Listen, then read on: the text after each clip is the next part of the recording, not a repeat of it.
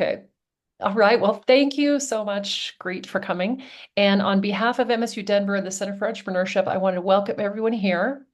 This week, we're talking to what I call inspired entrepreneurs, women who have a strong why behind their business.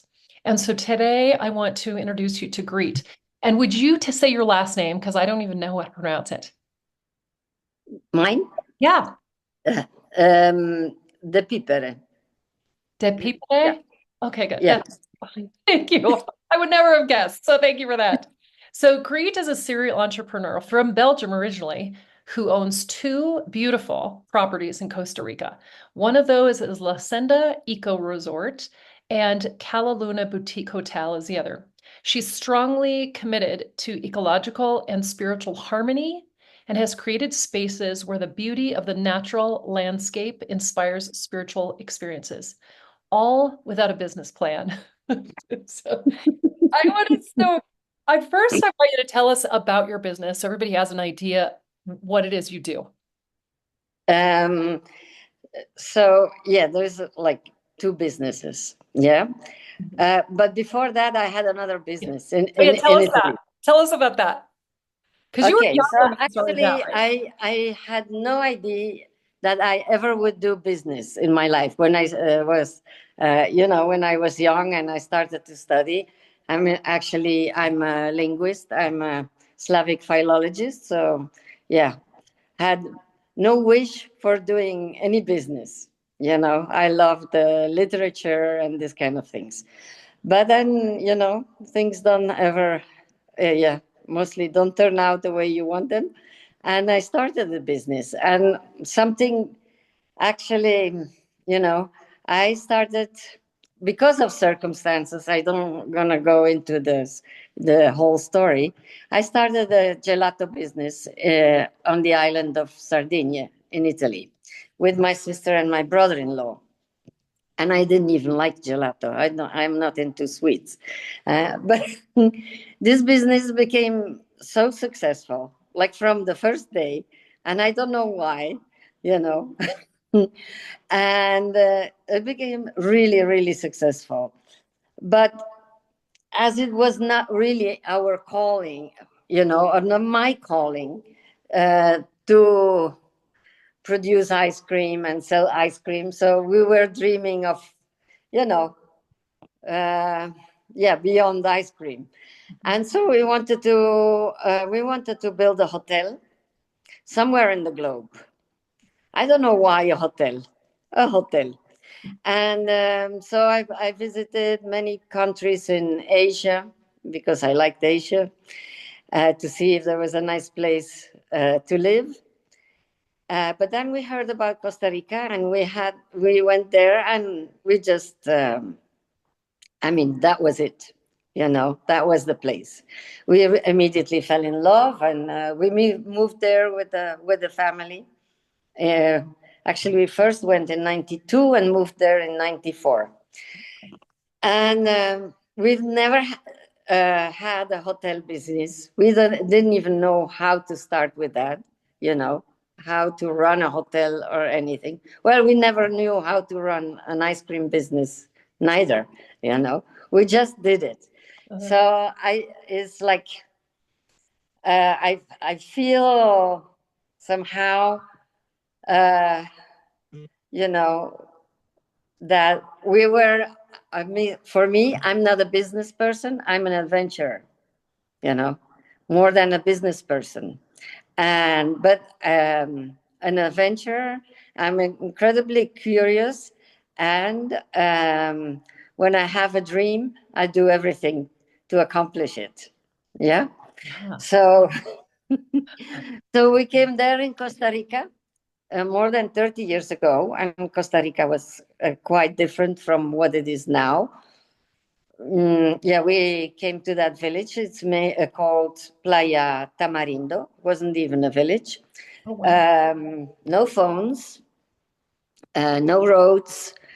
There were about 50 people living, 8 children, no schools, no shops, no pharmacies, no doctors, no nothing, Wow. nothing at all. Well, Becky, you have seen Tamarindo now. It's quite different, So you yeah, know. how many people do you think are there now? Well, like living permanently could be 1,000, but Okay. of course, with the tourists, I don't know, a lot, you know. And yeah, so Tamarindo has developed quite a lot. Now there is everything from supermarkets to lawyers, doctors, everything. There's phones, of course. Yeah, but when we started, you know, we built the hotel. It took us 3 years to build a hotel without a phone. Yeah, so quite complicated. And So, but that's also how, why it took us 3 years. right, how did you even find people to do the work? Okay, yes, that's really interesting because probably that was one of the biggest challenges, you know, of building a hotel and then later to run the hotel, is that there were no skilled workers. You know, first to build the hotel. So we were a bit lucky with the building of the hotel because we to build the hotel we brought um, my brother-in-law's father. He was a builder in Italy, and they came to build the hotel. But I mean, that was just like the main staff, you know, the main, like, okay, plumber, electrician, very important. And of course, his father, he was an engineer. So, but all the rest we had to find somewhere. And that was not easy. There wasn't even, you know, we didn't have like a concrete mix, yeah, like the trucks that bring the concrete mix. No, Oh did my, not exist. So we had to do everything like almost by hand, you know. And I mean, the hotel is not so small. There's like how many? So there were 21 villas and 20 rooms, and then all the public areas. So it's, yeah, not small. But so anyway, we started, and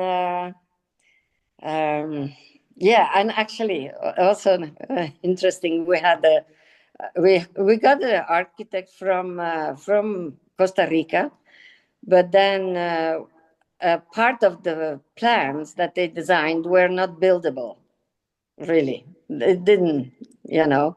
So luckily, my brother-in-law's father, he was an engineer, and he saw, and like we had to figure out how to do it, you know, on the spot. Like the reception, like the lobby, we invented on the spot. The main swimming pool, you know, I remember us just walking how the pool had to be, you know. So no designs, no technical designs, or but we just did it, and then the hotel finally opened. Yeah, but we had no experience. You know, we didn't know really how to run a hotel, but we little by little learned. And there again, the big challenge was that there were no skilled employees. You know, like just imagine just to clean the rooms. Most of the people they live in very small houses, have no the floors or like dirt floors, so they don't really knew how to clean a floor. Mm. Or clean windows or toilets, all these things. So we had to really, yeah, teach them, yeah, for everything. now, how much of it did you have to do? Did you actually have to do some of the construction and do some of the cleaning and all that? Well, me personally, not. Oh, My good. sister took care Oh, of that. oh, good. Yeah, of uh, teaching the people how to clean. I took more care about administration and the restaurant. Yeah, that's like always been my yeah, my area. Hmm. My gosh. Now, Yeah. you got if there weren't proper roads and like how did you even get stuff into the location? Wasn't that a challenge? Yes. A big challenge also because we couldn't buy most of the construction materials we couldn't even buy in Costa Rica. But luckily, the Costa Rican government at that time wanted really to develop the tourism sector. Yeah, because they saw that like the growing bananas, pineapple, and all of that was getting a bit difficult at that time.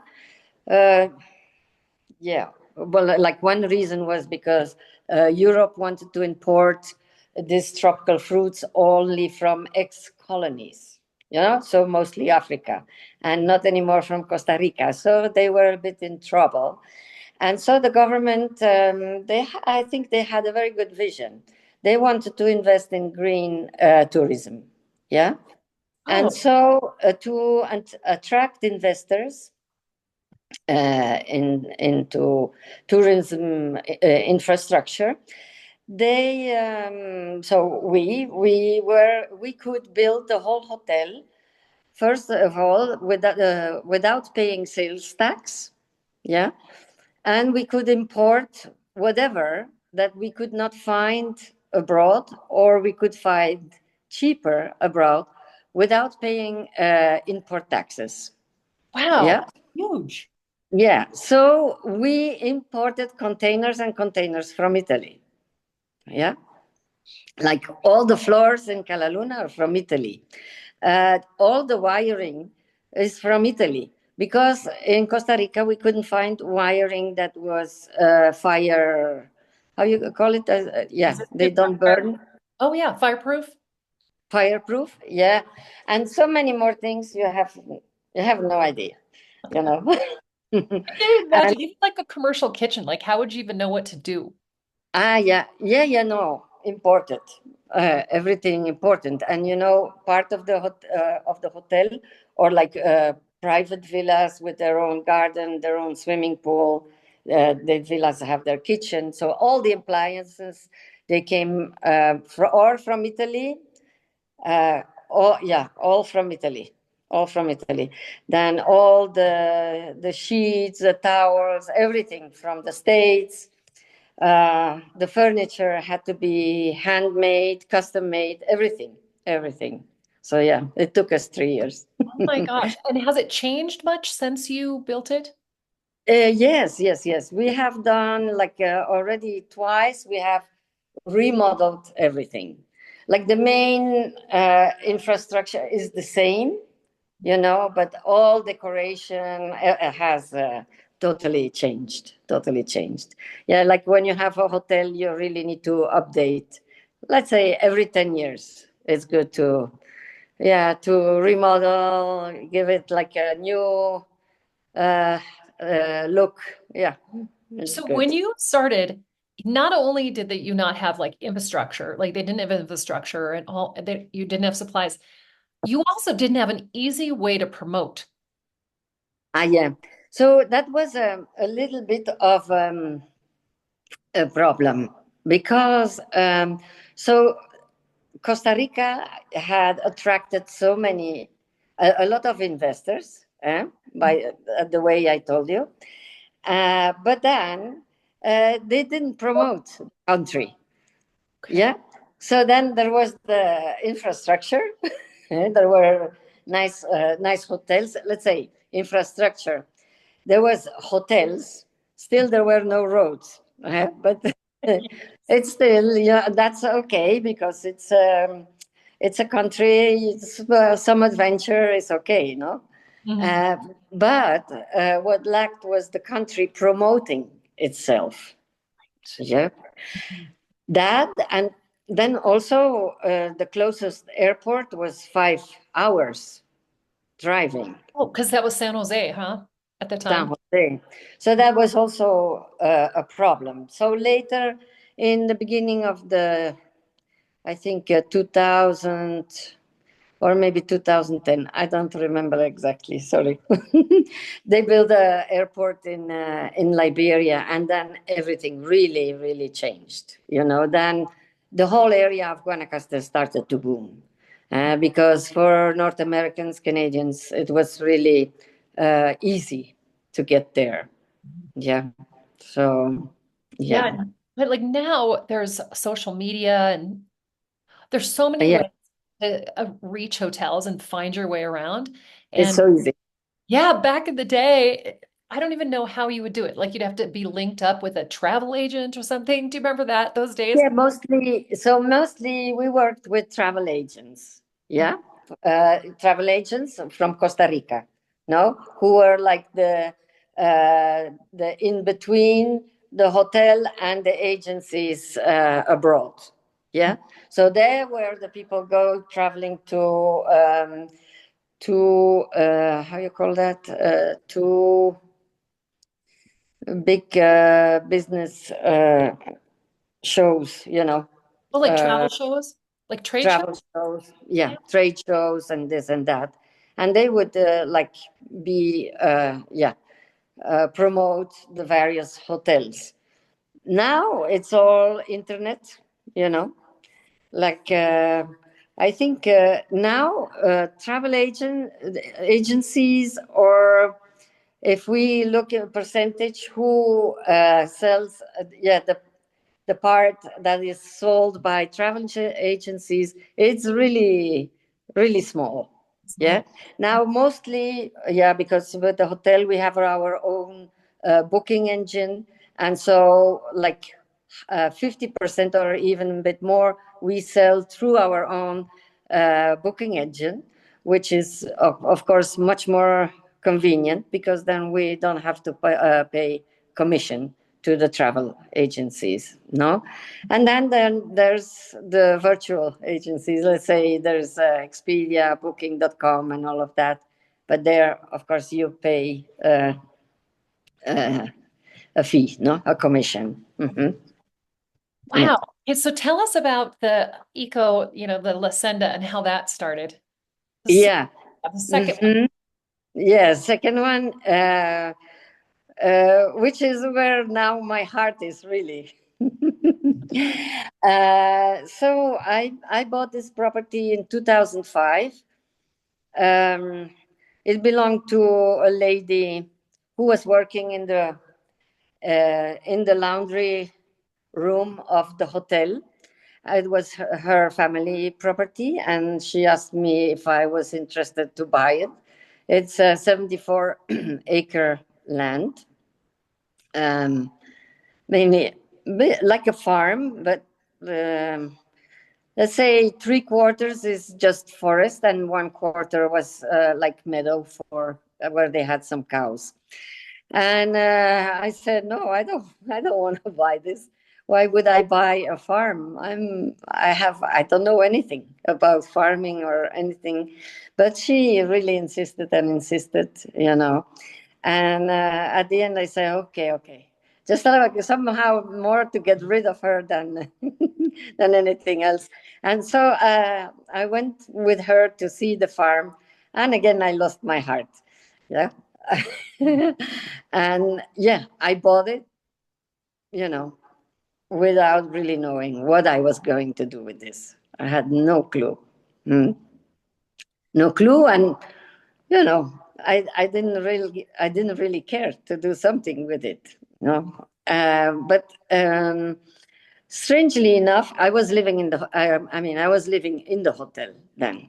We all were living in the hotel. Uh, then, yeah, strangely enough, every day I felt like a really strong pull to go there. So I would go take the dogs there every day for a walk, and I would walk the whole perimeter of of the land, and I just loved it. It was like having my own national park, little national park. And then Then one day, one of the gardeners of Cala came to me and he said, uh, he told me he wanted to work for me. He wanted to work for me on that land, you know. I said, okay, that's good. Let's go and have a look, And because I didn't really know, yeah. And so he started like to repair the fence a bit. And then I got like, okay, there's like the central entrance. And I thought, okay, let's put trees there, So we planted all those trees, to come in. So now it's beautiful, entrance and like with a canopy. It's, yeah. And then I said, let's start to put in some fruit trees. Yeah, and because of the fruit trees, I said, maybe we need some manure. So I put in some goats and some chicken, to have manure. And then I thought, let's grow some vegetables here. Yeah. And the first vegetables we grew, we didn't need anything because the monkeys ate everything. Okay, Yeah. yeah. The monkeys and the raccoons and the coyotes and everything. Oh no. Oh no. Yeah. But so we're just experimenting. But then, the thing really changed when a friend of ours came to visit, and he was our homeopathic doctor from San Jose, and he came to visit. And I showed him the property, and he was our homeopathic doctor, but he was also a biologist and a geologist.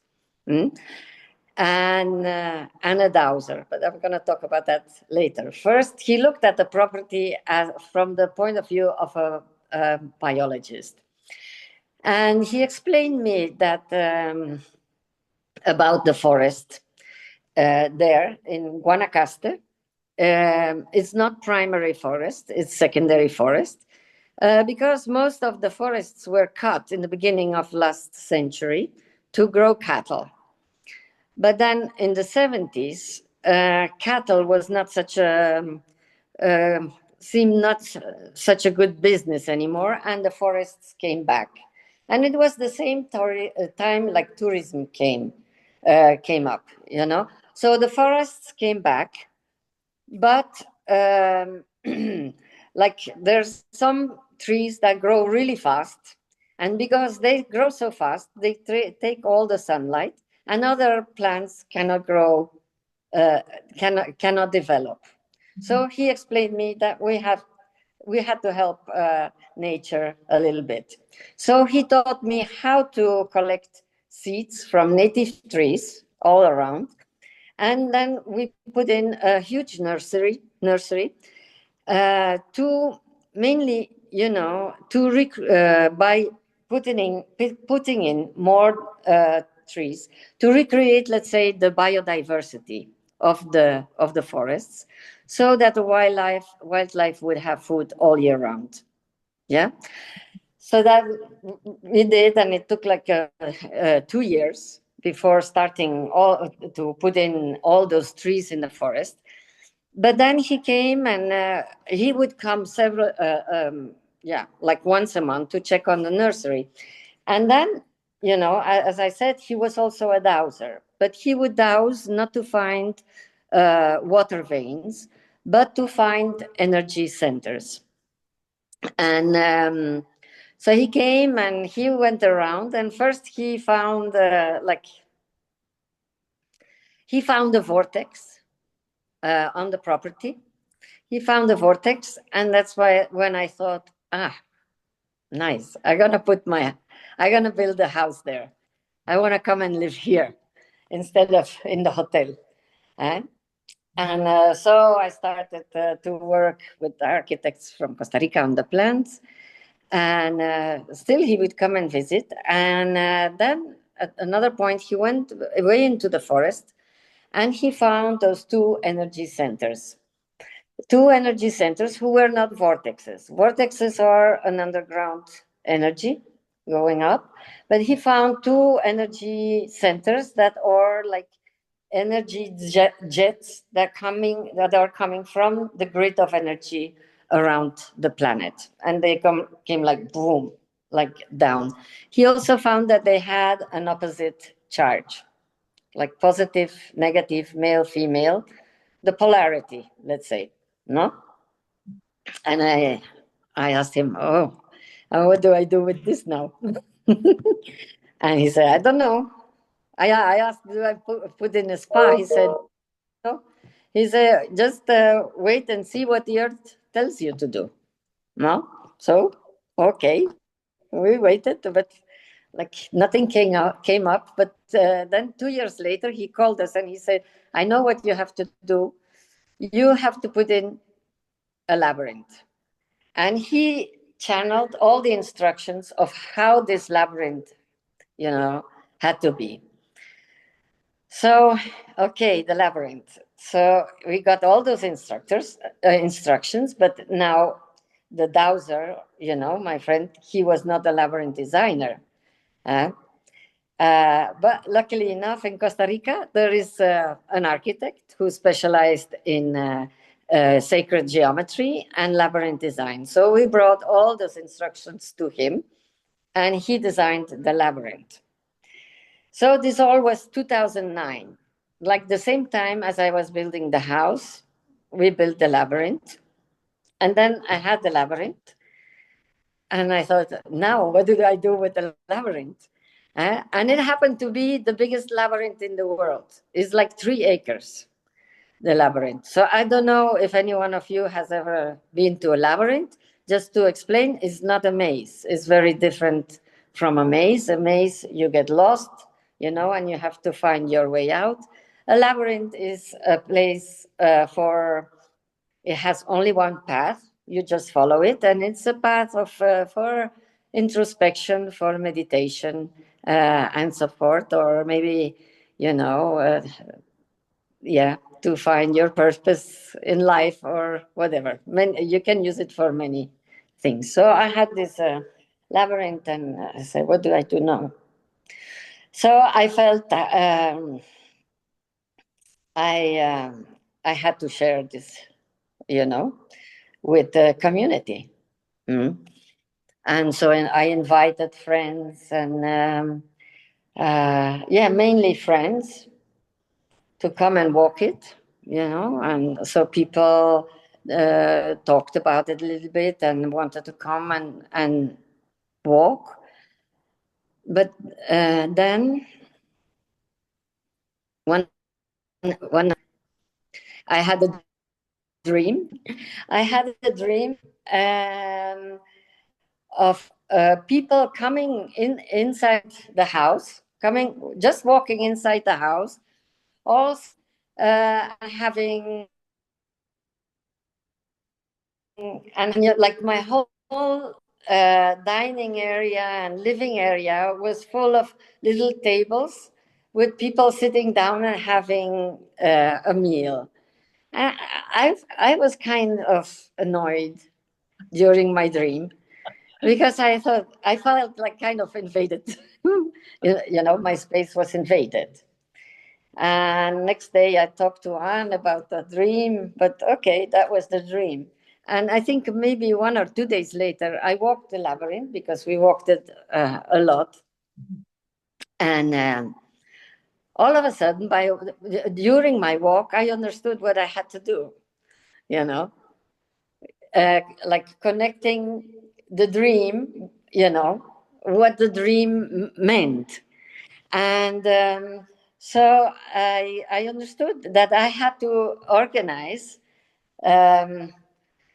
Okay, already Anne and me, we were growing a lot of more vegetables and stuff like that, no, and more fruit trees, and so I understood I had to organize dinners like once a week, and cook with ingredients of the place, and have people walk the labyrinth before, and then the dinner would be like to share the experience of the walk.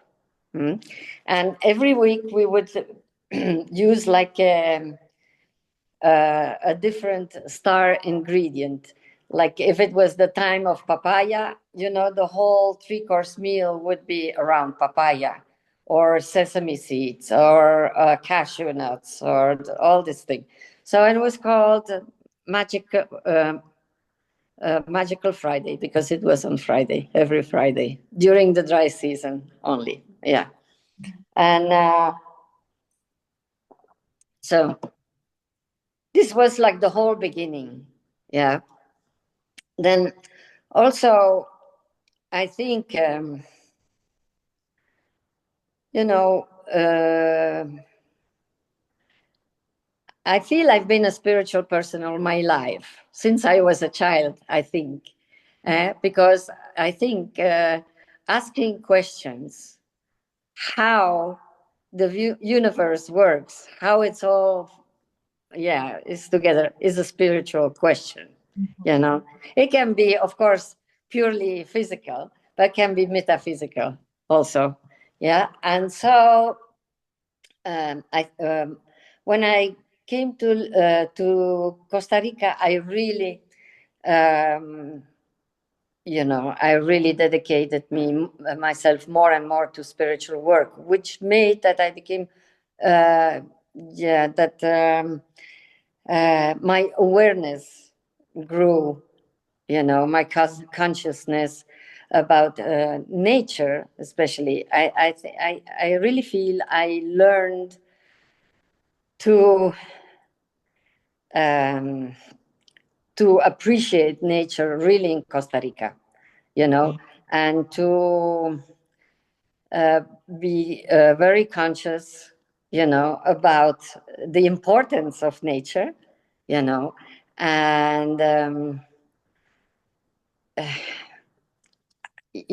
like open my heart to nature and being really empathic, as if it would be a human being, like nature is,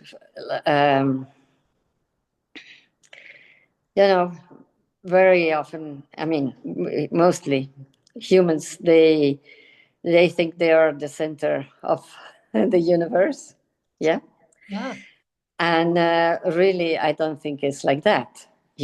I think nature has the same rights as we do, as do, animals, trees, everything.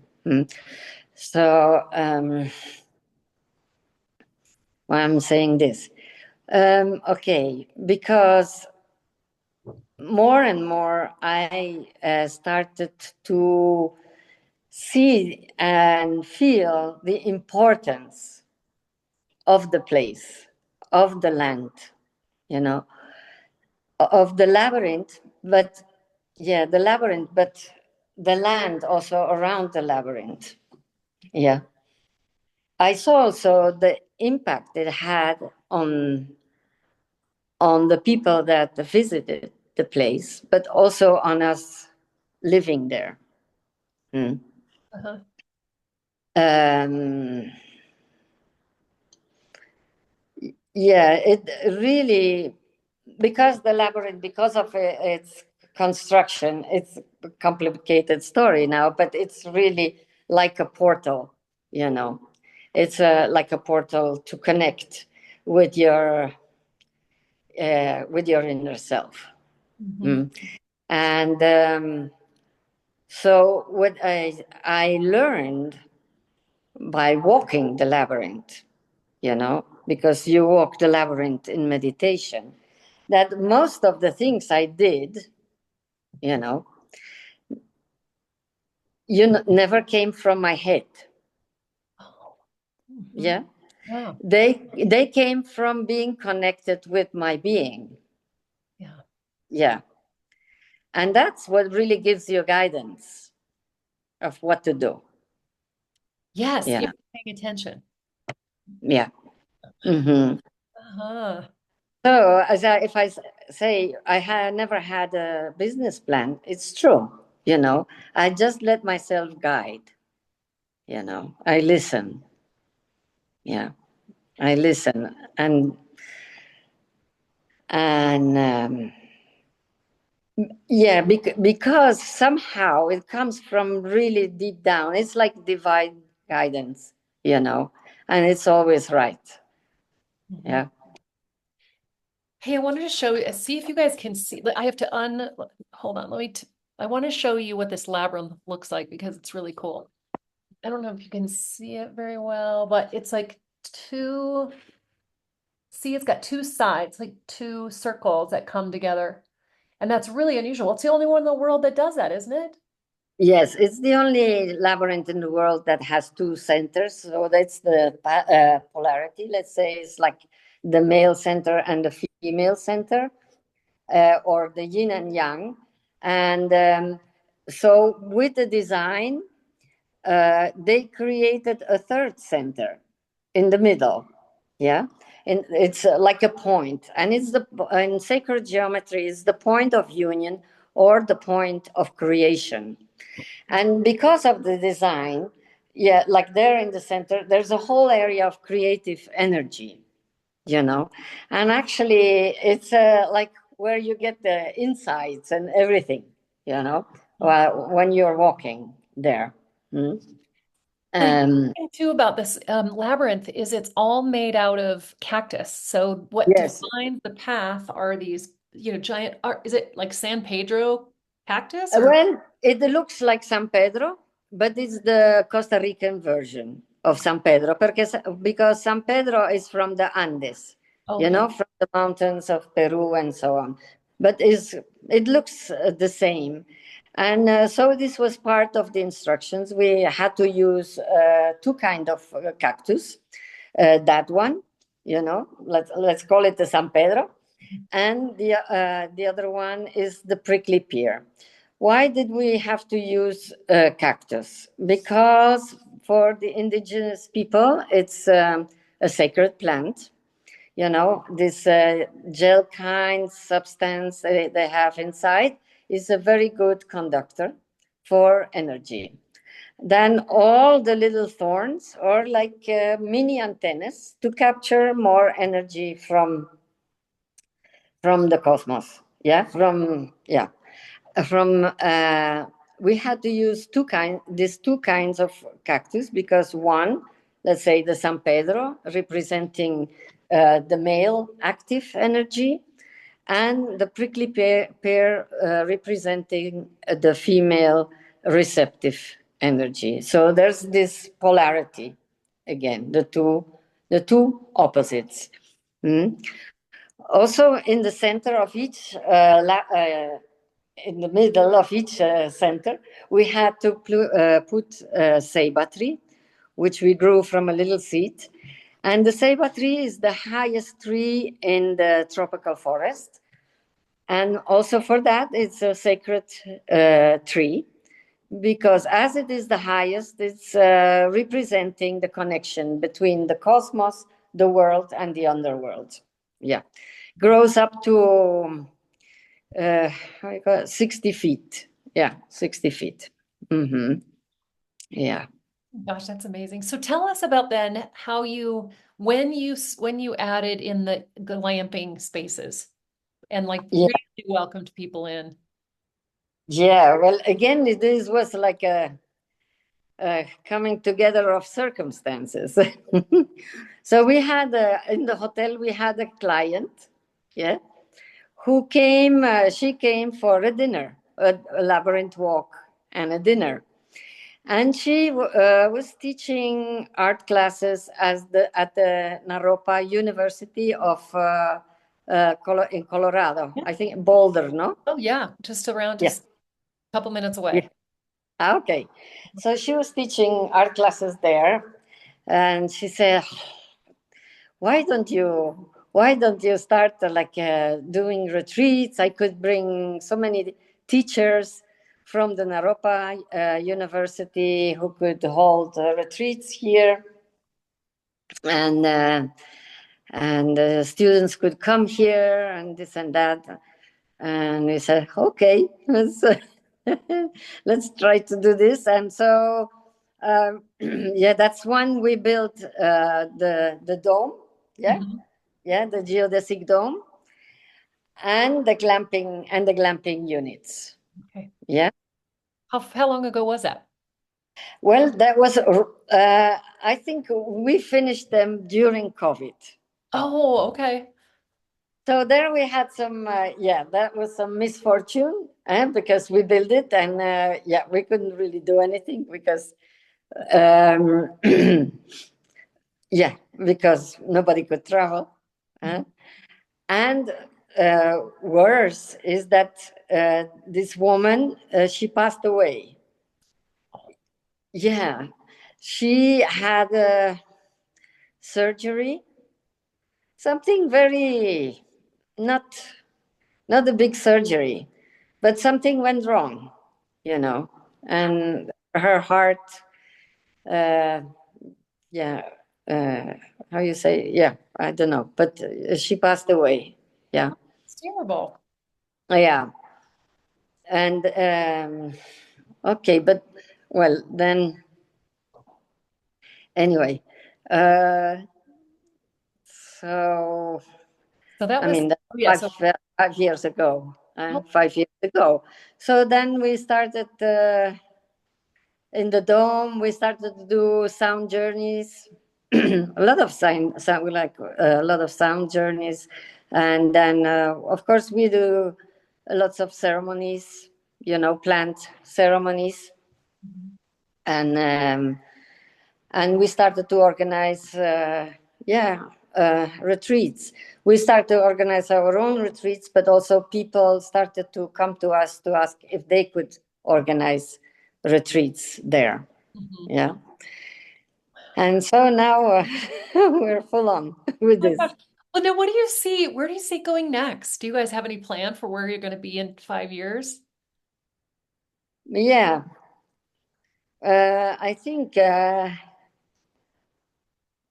I suppose more and more retreats, but maybe we think also of we might start, but it's just little seed, the idea. Start to do to build a real wellness center with a lot of like spa facilities, Okay. but like alternative spa facilities. Yeah, Okay. like in the forest, and do things like forest bathing and all of that things. Using a lot of water treatments, and I will say. And would that include more housing, a little bit more up? Yes, for sure, Okay. because we have only 9 units now. Mhm. So maybe some tree houses, stuff like that. Oh yeah, I tree could- houses. yeah, I, maybe. oh my But God. but I think so now I'm involving more and more my nephew. He's the manager of the hotel now, actually. He's in 40 years old, and he loves all the things we are doing in LaSenda. He loves LaSenda, so I think he will take it up. Oh, that's so Yeah, nice.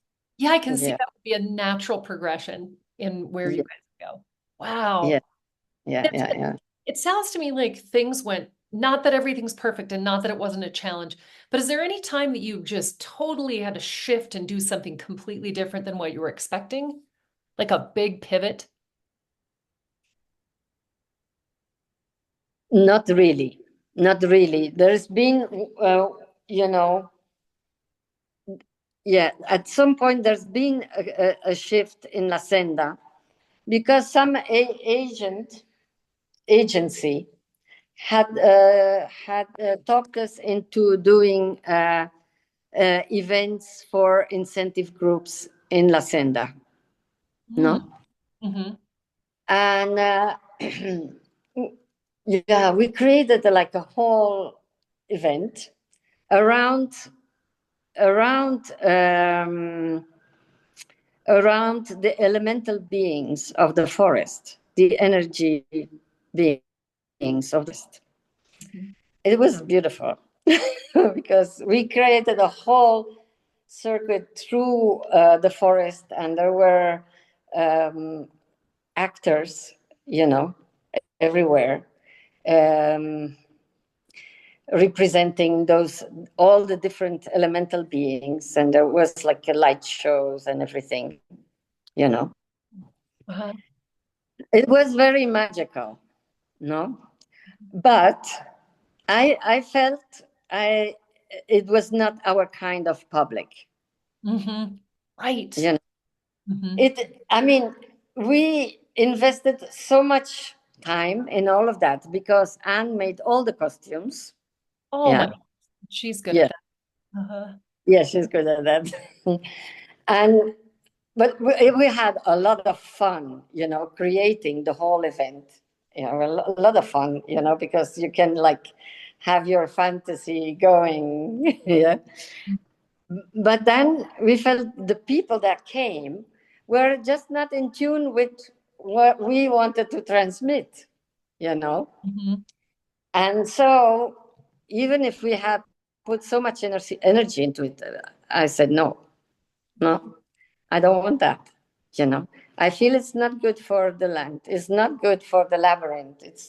I feel the labyrinth is like a human being for me, a living being. So we listen, we listen to what it wants, what it doesn't want. Yeah. Oh my gosh.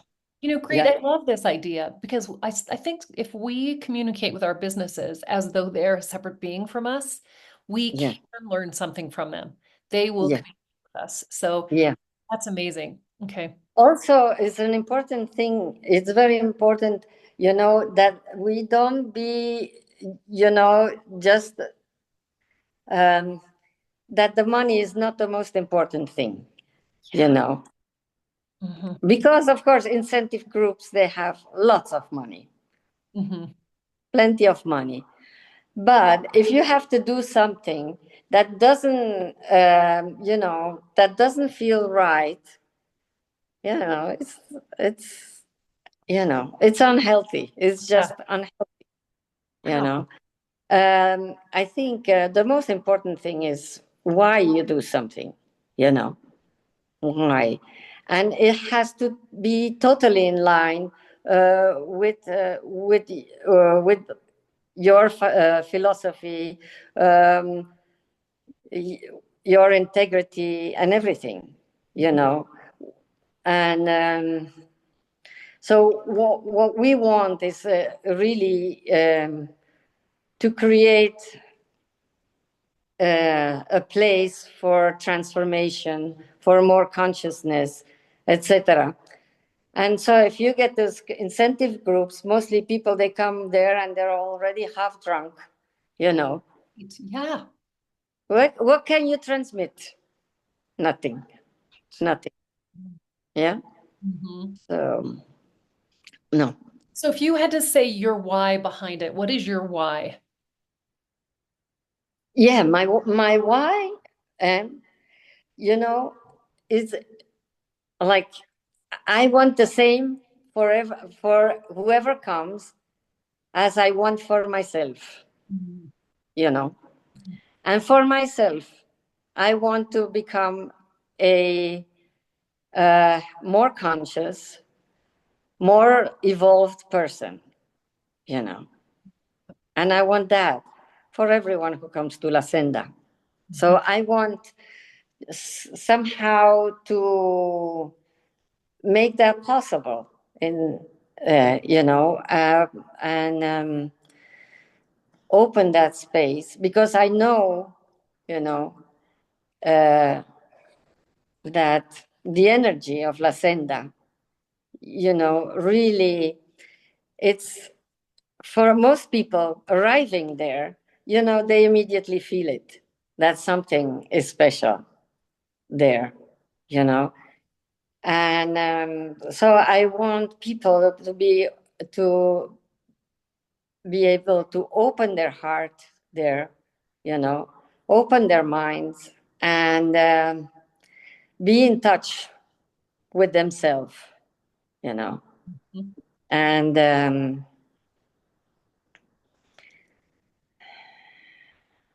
I love that. Thank you. Yeah, that's beautiful. mhm, Thank you. mhm, Now, I noticed when you talking about how whatever's in season, you focus on that because I know you still really work with only the things that are in season at the time. I'm curious about if you would share with us in other ways that you try to be sustainable because I know it's really it's all about that. And so what are mhm. some of the ways you guys are sustainable? Well, first of all, now we have a big vegetable garden. Yeah, it's I think in acres. I think like 3-4 acres, the vegetable garden, and it's 100% organic. So that was also a learning process, huh? Because the climate in Costa Rica is very extreme. Or it's all rain, or it's no rain at all, at least where we are. So, so, um, so we try to be as sufficient as possible. So we grow um, a lot, a lot of vegetables. We have a big diversity of vegetables, and we grow not only for the Senda, we grow everything for the for the hotel. So the restaurants of the hotel, they use the 100% organic ingredients. Then, so we grow for the hotel, but the hotel, they give us the peels of the fruits or the peels of the shrimp, the eggs. So the shrimp and the fruit peels, we make fertilizers, yeah,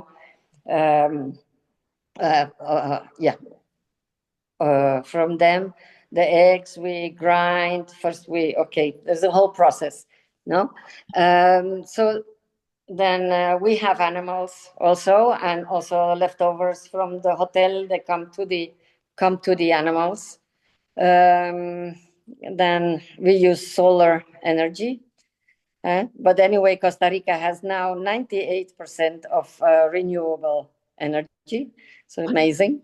That is amazing.